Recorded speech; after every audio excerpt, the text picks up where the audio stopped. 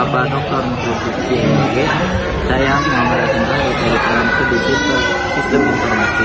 Pada kesempatan kali ini, saya akan membahas isu kemiskinan yang terjadi di Indonesia berdasarkan sudut pandang saya sendiri.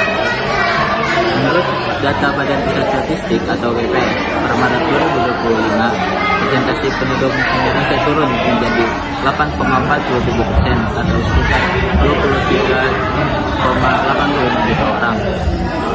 Pencapaian ini menjadi yang terendah dalam 2 dekade terakhir. Tapi meskipun turun, bukan berarti masalah kemiskinan sudah selesai.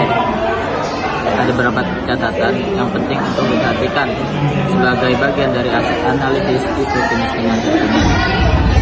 Salah satu isu paling menyentuh adalah kemiskinan ekstrim. Menurut laporan, masih ada sekitar 2,38 juta orang yang berada dalam kondisi kemiskinan ekstrim di tahun 2025 atau sekitar 0,85% dari populasi. Sebelumnya, angka kemiskinan ekstrim pada Maret 2024 adalah 1,26%.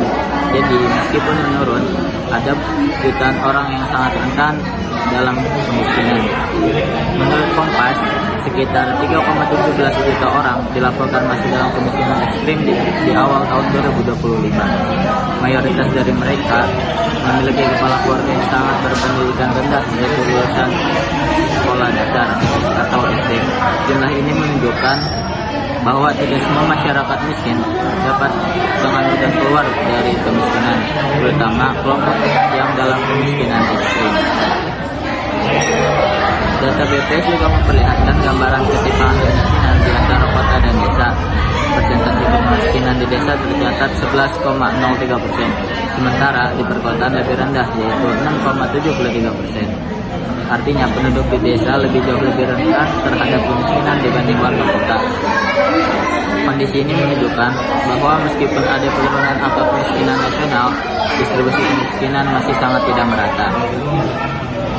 Selain itu, BPS juga melaporkan bahwa kemiskinan menurun. Jenis sebaran kemiskinan di perkotaan meningkat, sedangkan di pedesaan menurun. Hal ini berarti di kota rata-rata jarak antara pengeluaran masyarakat miskin dengan garis kemiskinan lebih besar. Jadi meskipun jumlah kemiskinan relatif sedikit, beban relatif bagi mereka lebih berat. Pemerintah menghadapi tugas besar dalam mengatasi kemiskinan ekstrim. Dalam instruksi Presiden nomor 8 tahun 2025, ada komitmen untuk menghapus kemiskinan ekstrim. Tapi ini bukan pekerjaan mudah. Orang-orang miskin ekstrim biasanya menghadapi hambatan struktural seperti rendahnya akses pendidikan, layanan kesehatan, dan peluang kerja. Di samping itu, faktor lain seperti pemutusan hubungan kerja atau PHK menjadi kekhawatiran baru. Menurut laporan, PHK melejit hingga lebih dari 32% di tahun 2025 di beberapa wilayah. Ketidakstabilan seperti ini dapat memperparah kerentanan ekonomi masyarakat miskin karena kehilangan pekerjaan langsung berdampak pada pendapatan rumah tangga. Salah satu kebijakan terbaru terkait pemberdayaan dan pemenuhan kebutuhan dasar adalah program makan bergizi gratis atau yang disingkat MBG yang diluncurkan pada tahun 2025 untuk anak-anak sekolah dan ibu hamil. Meskipun program ini sangat ambisius dan punya niat baik untuk mengurangi malnutrisi, kenyataannya menghadapi masalah serius. Dilaporkan bahwa program ini tertinggal target karena keterbatasan fasilitas dapur di banyak daerah, terutama di wilayah yang terpencil. Ada juga isu keamanan pangan. Beberapa laporan menyebutkan kasus keracunan terkait makanan MBG. Hal ini menimbulkan pertanyaan penting, apakah skema sosial yang digagas sudah siap dari sisi logistik dan pengawasan?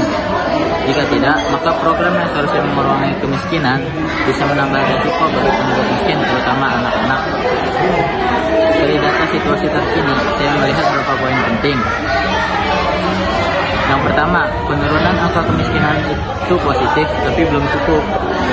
Penurunan ke 8,47% adalah prestasi, tapi masih jauh dari kata kemiskinan nol dan tidak merata. Kita harus tetap waspada terhadap kelompok miskin ekstrim.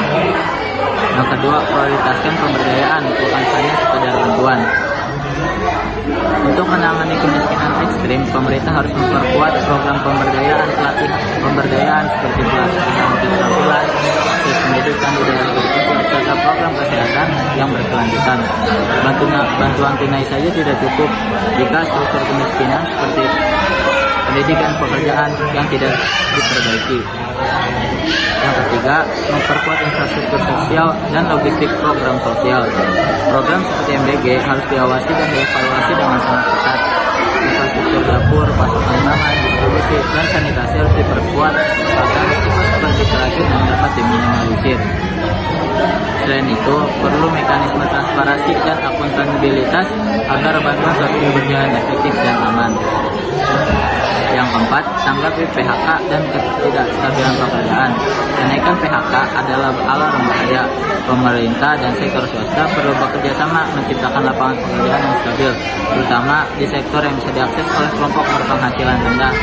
Kebijakan eksploitasi pekerja juga penting agar ketika terjadi PHK, masyarakat miskin tidak langsung terjerumus semakin dalam ke jurang kemiskinan. Yang kelima, fokus pada wilayah pedesaan karena kemiskinan di pedesaan jauh lebih tinggi. Perlu investasi khusus di pedesaan seperti membangun infrastruktur, yaitu sekolah dan puskesmas, program pemberdayaan lokal, dan dukungan komunitas lokal agar penduduk bisa lebih maju. Sebagai mahasiswa, saya merasa isu kemiskinan ini sangat dekat dengan kita.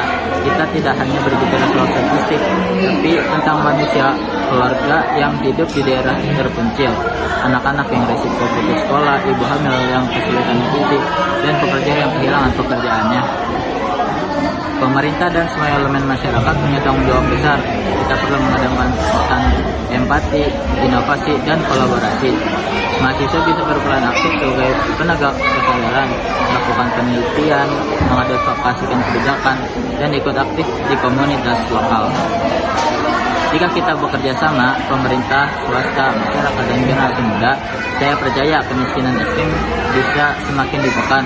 Bukan hanya angka kemiskinan yang turun, tetapi kualitas hidup masyarakat juga meningkat. Mereka punya pekerjaan layak, anak-anak bisa sekolah, dan akses kesehatan terjamin.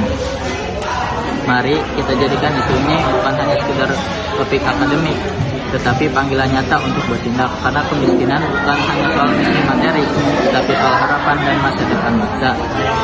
Sekian dari saya, kurang lebihnya mohon maaf. Wassalamualaikum warahmatullahi wabarakatuh.